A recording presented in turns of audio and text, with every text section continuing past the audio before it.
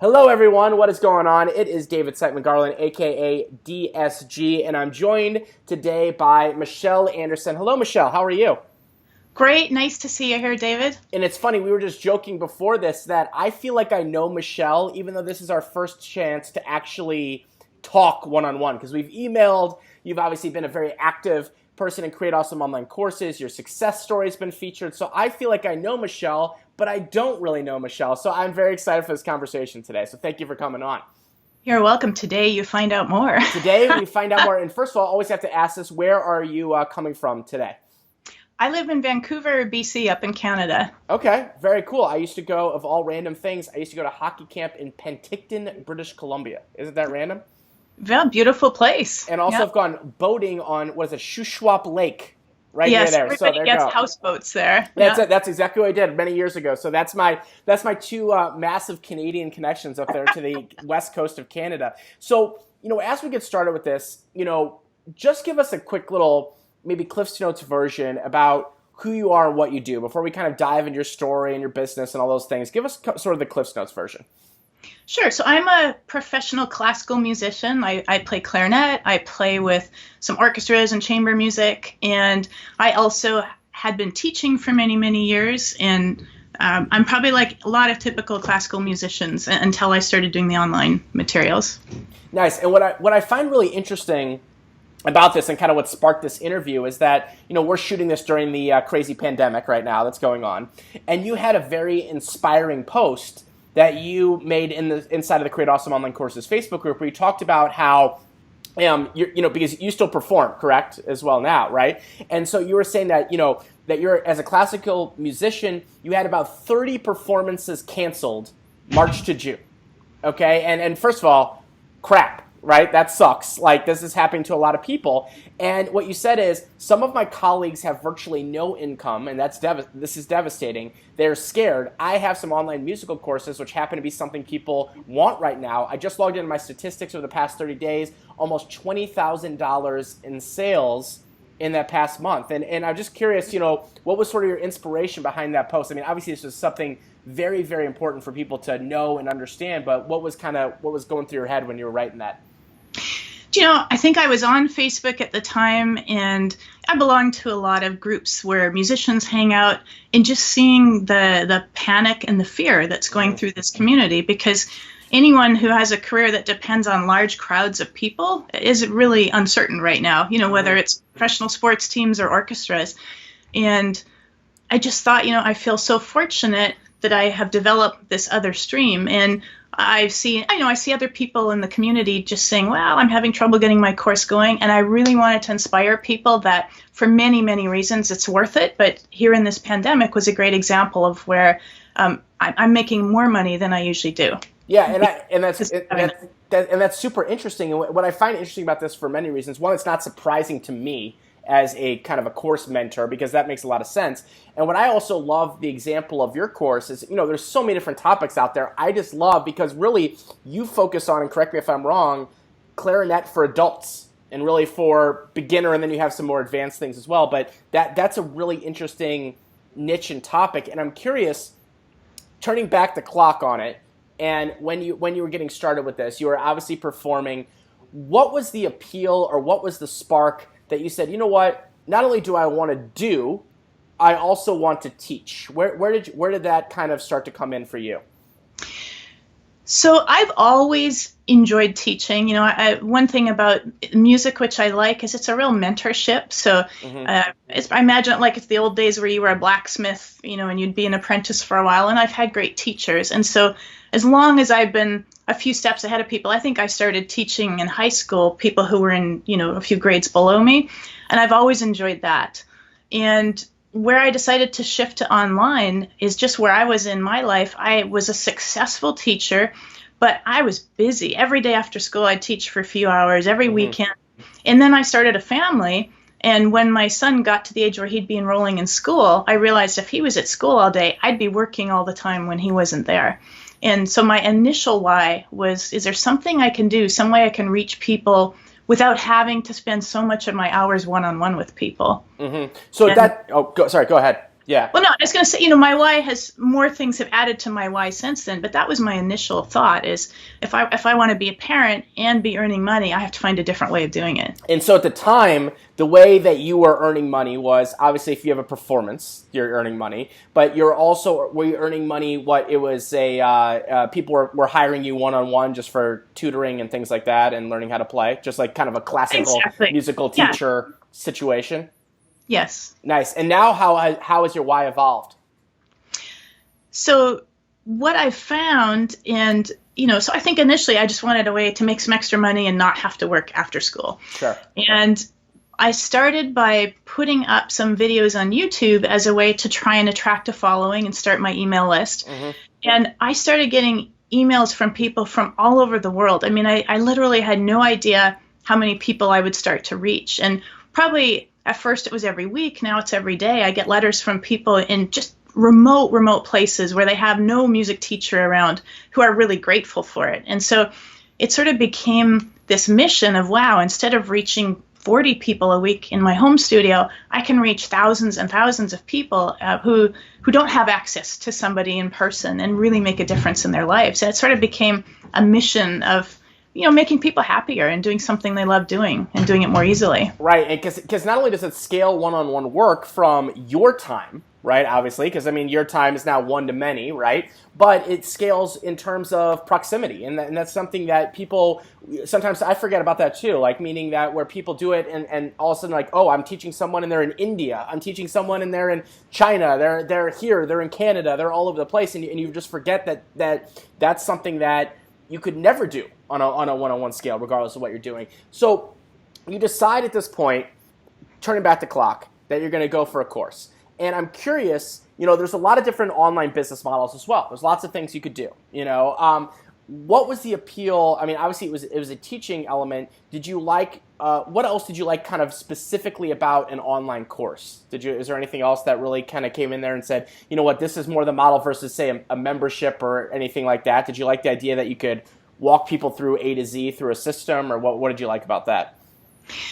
I think part of it initially was that my paradigm of teaching people had been in a series of sequential lessons, because that's what I'd done for years in person.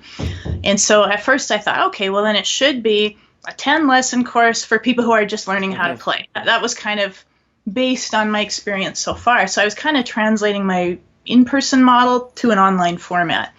And I've experimented a lot since then, but that was my first course. And it was going to be for total beginners. And as I was working on it and creating it, because I was busy, it was taking me some time, I started realizing that all the people who were emailing me were like retired adults who were saying, I used to play clarinet and then I was an engineer for 40 years and now I've just picked it up again and I'm ready to go. And something about my teaching style was really appealing to that audience. And I sort of shifted my course content to really appeal to that segment of the population. And there's thousands of people in this situation all around the world. It's the baby boomers retiring, they have time and money, and they want to do fun stuff, and music's one of them. No, I love this because you were able to kind of adjust your, not your topic, you knew what your topic was, but you said, oh my God, this isn't clarinet for everybody, necessarily, this is for this population. And then it's interesting because all your marketing and everything can speak to that specific group. Was there ever a fear that group or any group, was there ever a fear, oh my God, they're not going to buy? Like they're going to, instead, they only want one-on-one lessons in person, or they only want to, Google it or something like that. Was there ever that fear, or why did, or were you pretty confident, like, listen, when I get this out there, it's going to happen? Oh, I'm sure I was scared about it. It was a fair bit of work to put together. I knew the content was good and I knew that it would help people, but I remember, ramping up my very first course. I know so much more now than I did then, but I put it out there and I had a grand, cart opening, and I'd sent a series of emails, and it's at noon on this day, the cart opens. And I remember watching my computer, and after about 60 seconds, there was a ding. Ooh. I was so excited. I was just doing, handstands practically. And I think I had an email list of about 300 people, and I think I sold 12 courses in a couple of days. And for me, that was very awesome. Good. Yeah. It got me started, and I realized, okay, there's potential here. Now I just have to do it better and continue to develop it. Right, and that's such a good confidence builder. I mean, like, meaning when you get those first few sales in, people's first launches might have 5 people, might have 10 buyers, might have 20 buyers, might have 50 buyers, might be a complete, mess up and we get 0, but we can adjust from there. Do you know what I mean? But when you start to get that ding, I still remember my first ding many, many years ago, and I remember there's something very magical about that where you're like, okay, if there's one person, there's more than one person, And for those first 300 people, how did you attract them, or how did you find them? What was your strategy for getting them onto your email list back then?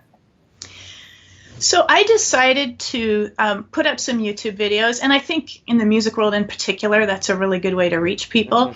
And when I was teaching in person in my studio, if I found myself saying something that I say a lot, in other words, it would register. Boy, a lot of people have this same problem, and I seem to teach this same solution over and over.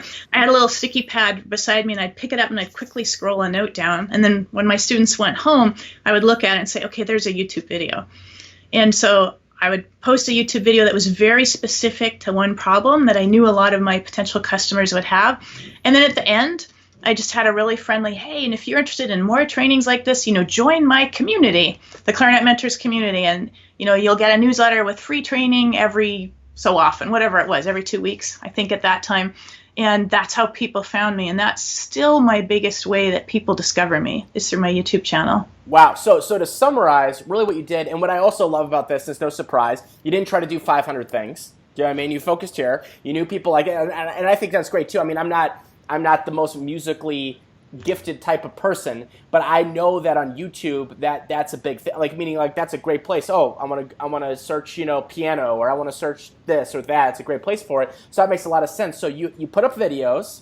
The people at the end of the videos, then there was a plug to join your email list, and you said that they get trainings or something like that to go on with that, and then that's how you built the relationship from there with those people. Once they joined your list, and again, I call this the most forgotten thing. The most forgotten thing is people, once they join your list, the magic is now begun, right? Someone's on your email list, and you don't want to they're on your email list, and 5 seconds later, they're getting some ginormous pitch, right? So what did you kind of, in those initial times, you said you sent something out every couple of weeks, how did you kind of nurture and build that relationship with people on your email list? So, I mean, looking back historically, honestly, there's a lot more I could have done better, but it was a learning process. And so I had a little newsletter that came out every 2 weeks, and I would shoot a really short training video, and I'd have a section like Michelle recommends, and it would be some gear or something that people would like. And then there'd always be, hey, and by the way, if you're interested in going deeper, I've got this course, and it would lead them to the landing page for that course, which had a series of, I think, three kind of videos that help them, and then they would be able to buy the full course.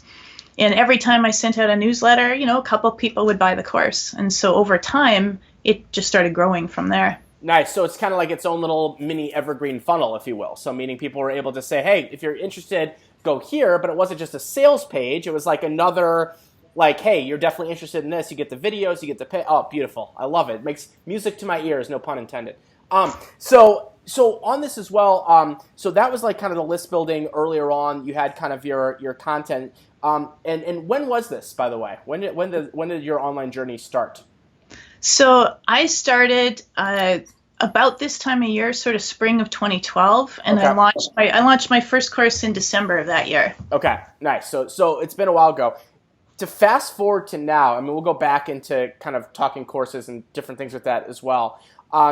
Strategies change. Do you know what I mean? Different strategies change. The overall picture doesn't change, but strategies, traffic, different things, they're going to evolve and change over time. So as we fast forward, we're shooting this interview now in 2020, the year of the corona, if you will. And I'm curious, right now, what's the top way that you're bringing people onto your email list? So I think the top way is still YouTube, but there are some other things that are doing very well for me.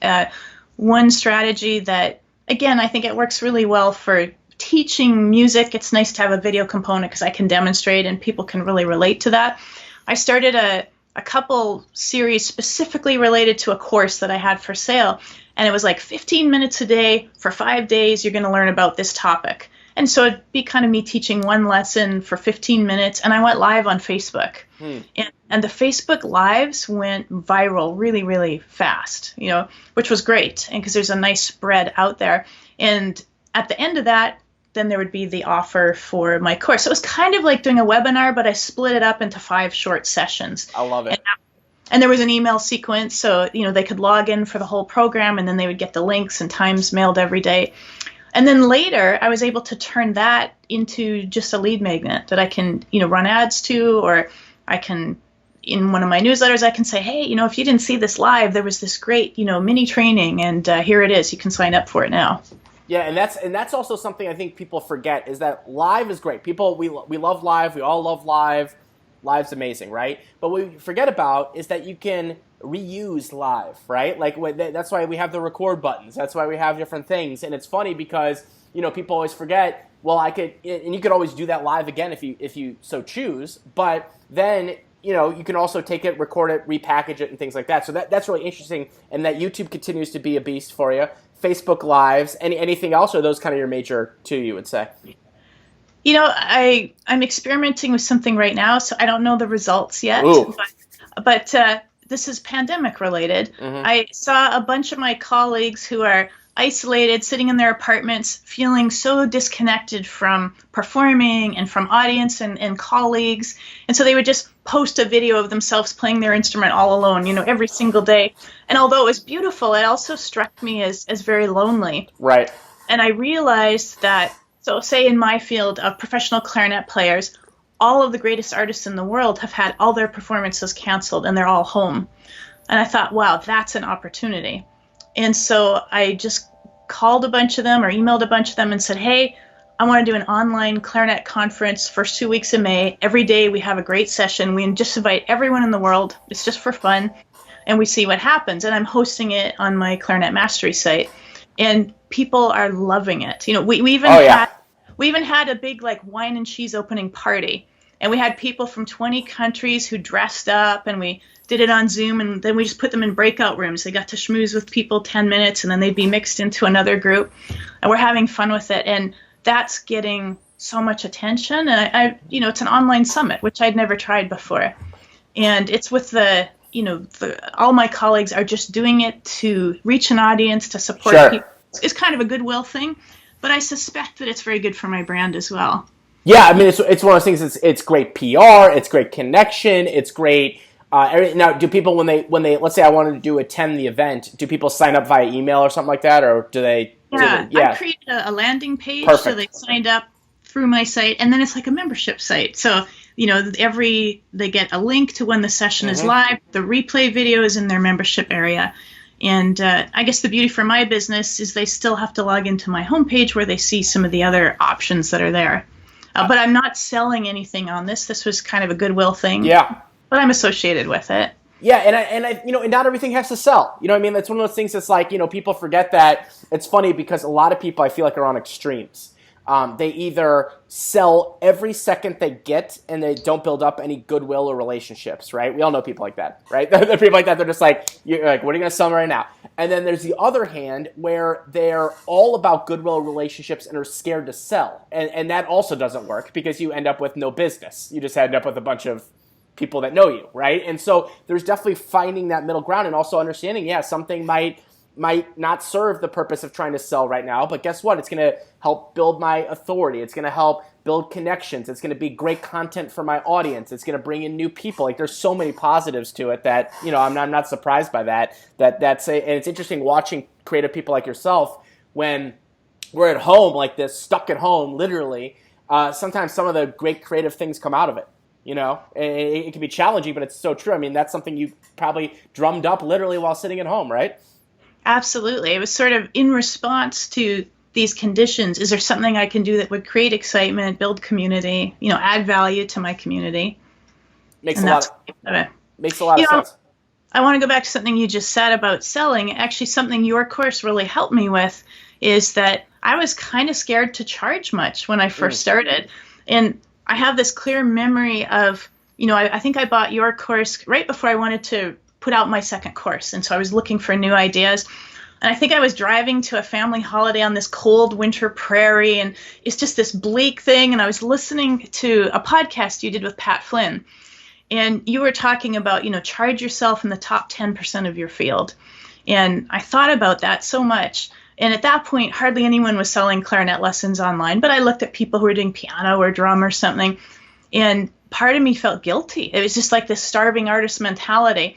And it really took to heart, and I had to listen to it a lot. And I thought, if I do this, if I charge enough to keep this as a vibrant business, I am going to reach thousands of people around the world. And I have great free content on YouTube, and that music that can get out there, but it's funded by charging well and attracting a really amazing audience for the courses that I sell. Yeah, and I appreciate you sharing not only that story, but just the mindset that had to go into it, because, it's one thing, everybody's different. You have to figure out your pricing and your value. It's something that you have to figure out, and everyone takes sometimes a different journey to get there. And I'm curious, like you said, you said, okay, maybe there's not a ton of clarinet stuff related right now, but there's piano or there's trumpet or whatever, things like that. How did you go about pricing your course and courses? Was there a method? Was it a throw some spaghetti at the wall? What was sort of your mentality when you were saying, okay, I'm going to price these?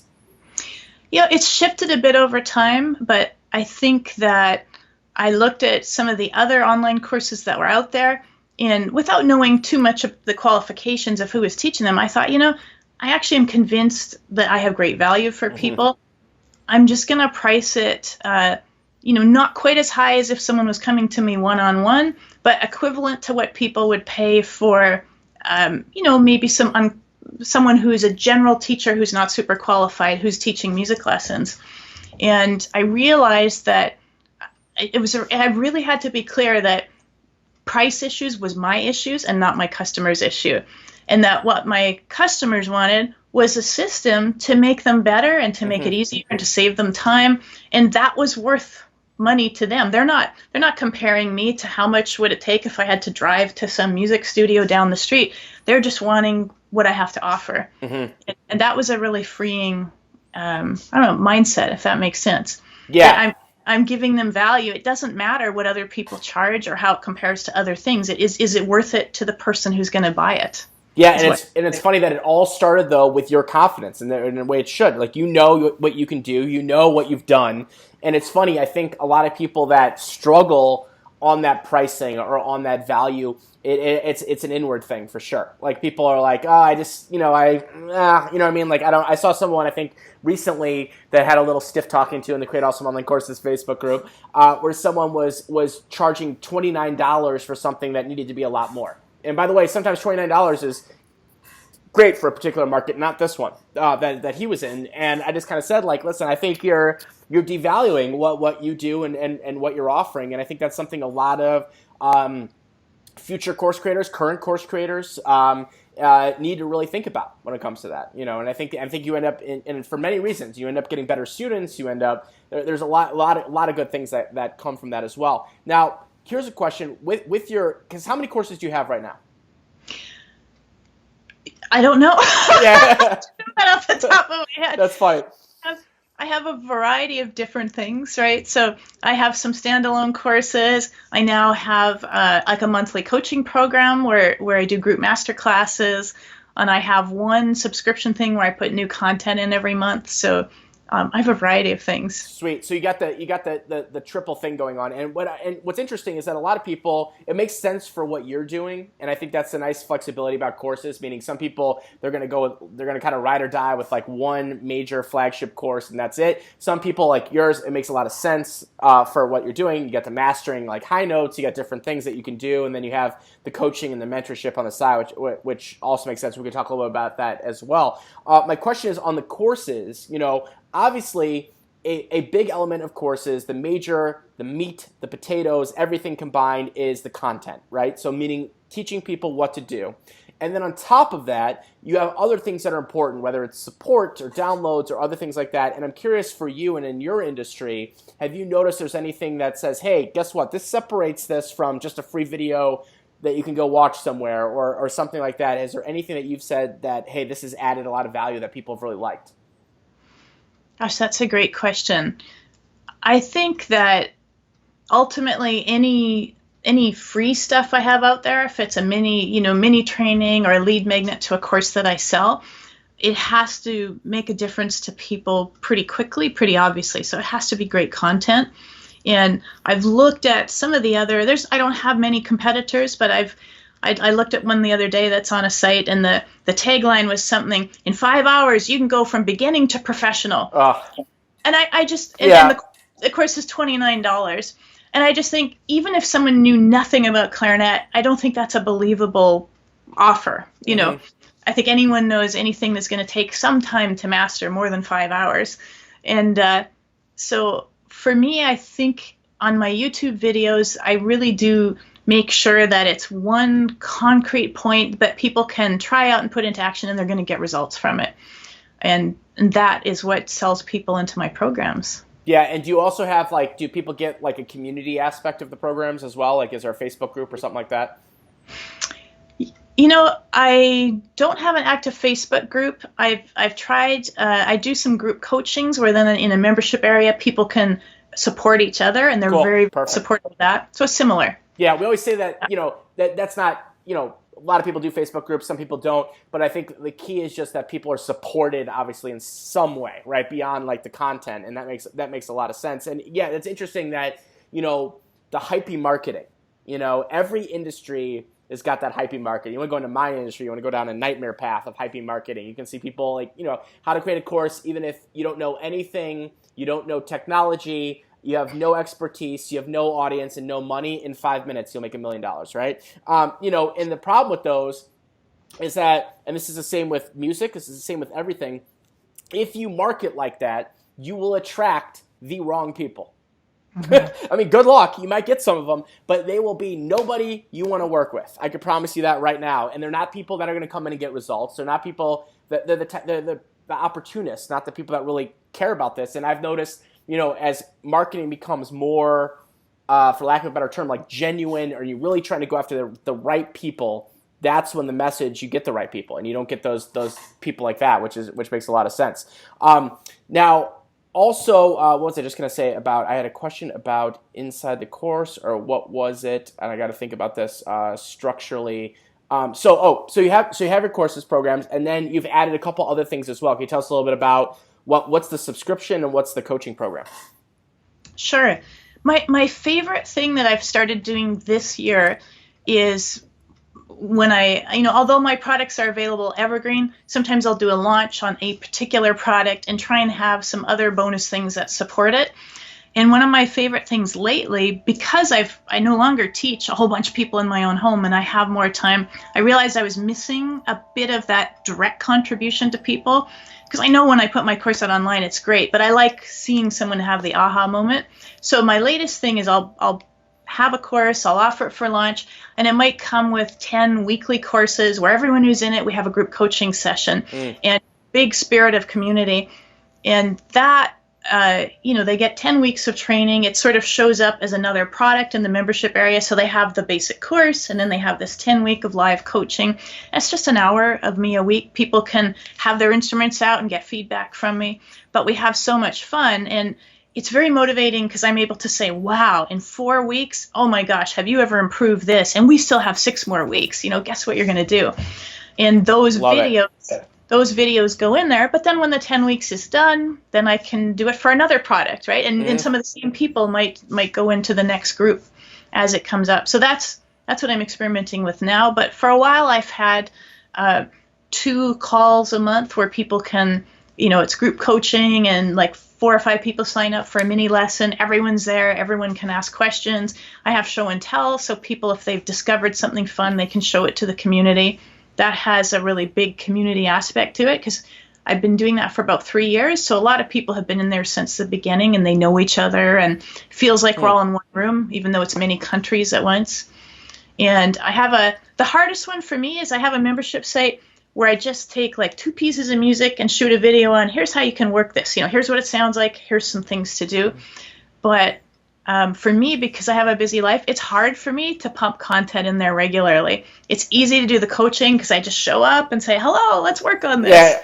And that's one thing, in hindsight that I'm thinking of a way of phasing that out and doing it differently because I don't like being committed to doing that. It's not a model that suits my personality, even though I belong to membership sites like that are great and really suits the creator of that course. Yeah, and I think that's very intuitive is you understand that some things are going to be for you and some things are not going to be for you. And sometimes you're going to try stuff and it's going to be awesome. And sometimes you're going to say, maybe not. We've all been there. And that's what's nice about this business is that you're allowed that flexibility. You can change programs. You don't have to take a massive risk to do something like that or invest hundreds of thousands of dollars into something like that. And it's funny, you mentioned you're busy. You got family, you got the business. You just walk through a bunch of different things that you're doing at once. Do you have any help now that you have in your business? I do, and this a few years ago, I remember just saying, okay, I got to stop trying to do everything myself. And actually, this was very early on when I really didn't have much extra cash, and so there's always that. Well, I need help. I don't want to spend a lot of money, and I made a commitment to every week to delegate something. And so what I did is I used Fiverr a lot. In those days, okay, I said I can spend $5 a week to get someone to help me out. And I started with that. And as we know, it saved me so much time. Then my time got into things that brought me a lot more money. So as more money started coming in, I started, having more. I have an assistant who helps answer a lot of my emails. She's kind of the main support team, and she knows the membership area in and out. I have people, I have a video editor who will help me with that, even though I know how to do it myself. I have, someone who will take a piece of music and put it into the right software and make it look good so it can be printed out. And even though I used to do that myself, so I definitely, I don't have a full-time employee, but I have a lot of great people who help me out. And I really have to remind myself to focus on what's going to move the needle most in my company is the stuff that I can do that no one else can do. Yeah, and that's the nail on the head right there. I mean, that's where a lot of people get kind of flummoxed with this is a couple things. Number one, they often get their first help later than they should.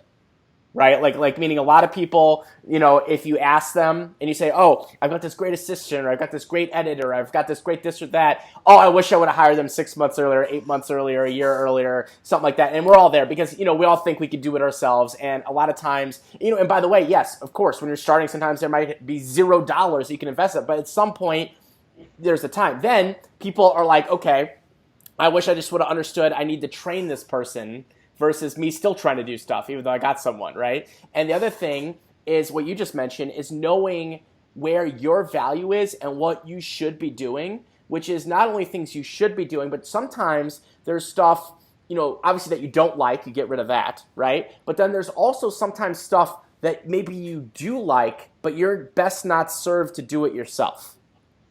Right? Yeah, like, you know what I mean? Like, so for example, let's just say, I don't know if you aren't, let's say you love video editing or something, right? Like you wake up, you're like, oh, I love it. But maybe your time isn't spent. I mean, you've got family, you've got other things, you've got to move the needle, as you said, right? Maybe that's something you're like, okay, I enjoy that, but that's better for me to give it to Joe and, pay Joe to do it. And then I can look at it later. And I think that's a very good point that you made about that and something a lot of people can learn from. I think it was really powerful for me to commit to $5 a week of delegation before I could afford anything because it got me in the habit of delegating and then seeing the benefits of it. Mm-hmm. And instead of waiting till I had enough money to hire someone, which I might have waited a long time. So it was kind of practicing delegation on a small scale, and I quickly realized it was worth it. Yeah, and I think that's something that just takes practice. Like, meaning it's one of those things as people, at first, if someone's watching this right now and they're thinking, oh, okay, I can start doing this, realize you're going to get into that trap of I could just do it faster myself. Well, yes, of course you can. That's not the point, right? Like, meaning like teaching someone to do it, then you're never going to have to worry about it, again in the future. And I think that's one of the key things. And something that shifted my mentality years ago was that if something comes inbound to me, my first thought is not, oh my God, I have to do it right now, or I need to do this. My first thought is this better suited for someone else?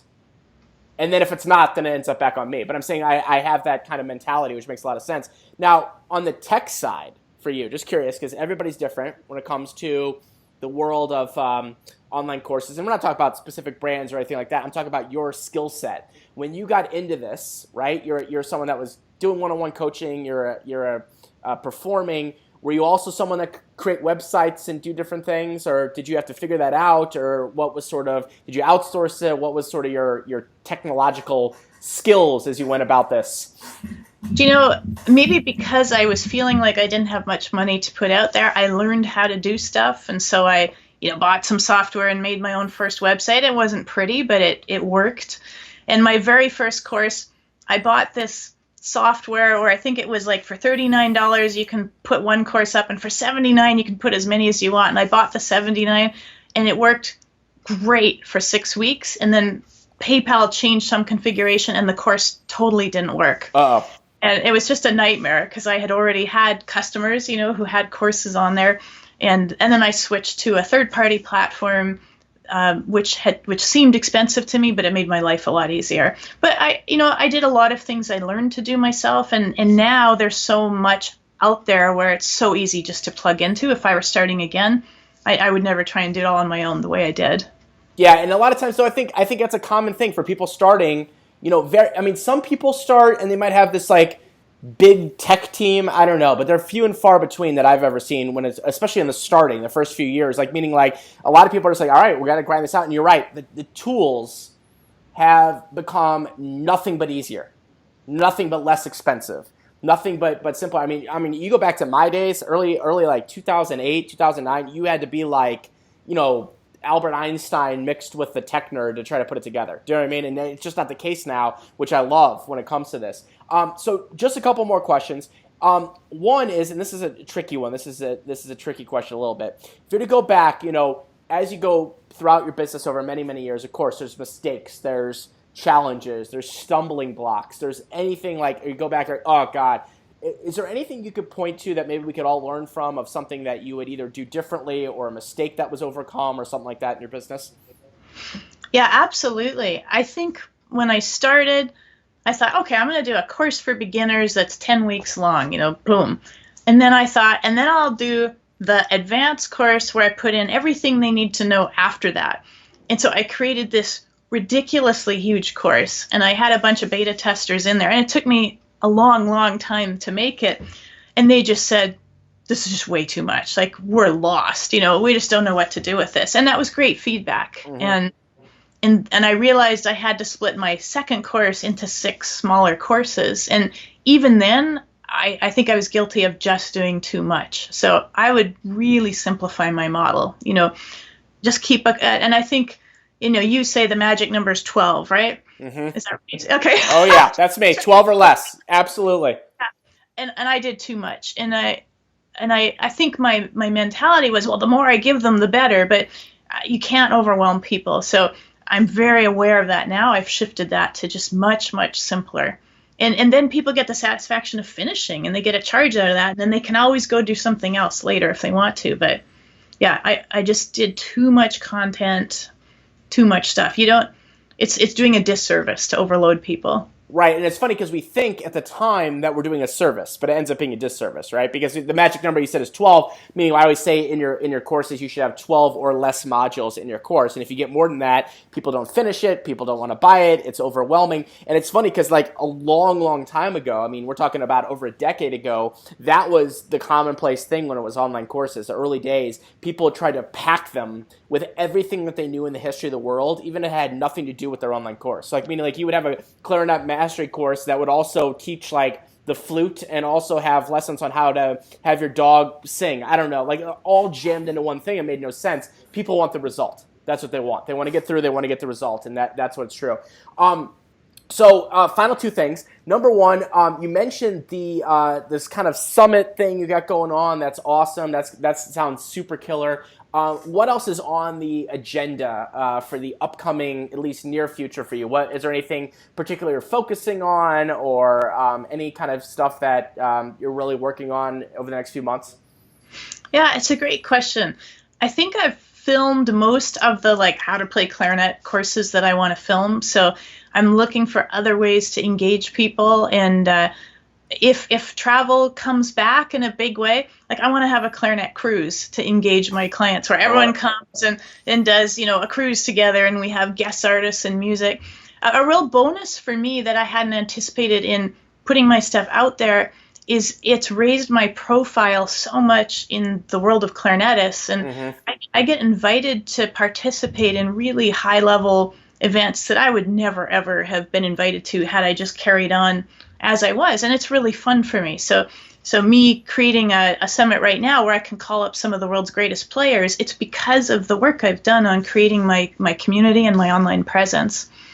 So I think for me, it leads to other opportunities that I never even thought about when I was starting it. So I want to do live events, I guess. All right, I love it. Some and more live events, and it's all tied into, it's obviously supports selling courses if I'm doing great online events, but it's also really fun. Yeah, it makes a lot of sense, and and people are going to be craving that. That's going to be coming soon. Do you know what I mean? Like, people are going to be craving. They're going to want to get out from behind here and want to go out there. So, it makes a lot of sense. And also, yes, that's a very good point. When you put your flag down on your brand and you build it over time, customers, testimonials, things like that, authority starts to build kind of that status in your industry, and that's the way you want to be with it. Before we give some links out at the very end here, also for people that want to check you out, what advice would you give to the up-and-coming course creators, the people that are sitting now, they're wide-eyed, they're ready to go, they've got their maybe their unhealthy energy drink or whatever they have, and they are saying, all right, here we go, let's go, I'm in the middle of it. What would you say to someone like that that's maybe, towards the earlier stages of their journey? If they're like me and they have excuses that are holding them back, I mean, that might sound harsh, but no time or no this or that, they're interested because they have a gift to share with the world, and my guess is they honestly believe what they have to offer is going to make people's lives better or easier or more fun or whatever they're doing. And by not having it out there, they're doing a big disservice to all the people who could be benefiting from their courses. And that they might do it because they want more money or more time or whatever they want, but I think the contribution they're going to make is going to be so satisfying on a deep inner level that they have to do it. They're denying people something really great if they're sitting on their knowledge and not putting it out there. Very well said. So as we wrap up here, and thank you so much. This has been super interesting conversation. I feel like now we really got some good one-on-one time. So I'm very happy about that. Where can people check out everything you have going online? People watching and listening to this. One might just want to see what you're up to, right? And number two, you never know. We might have some aspiring adult clarinetists. Probably that's that there. So where can people check out everything? Yeah, so if their clarinet's been in the closet for 30 years, learnclarinetnow.com is my main lead-in. That's where I invite people to my community. And the other place is clarinetmastery.com. I love it. That could be a marketing hook for you, like dust off the clarinet, bring the clarinet out of the closet, something like that. I love it. So, all right, well, thank you so much, Michelle, and best of luck with everything, and we'll talk soon. Thank you so much. Bye-bye.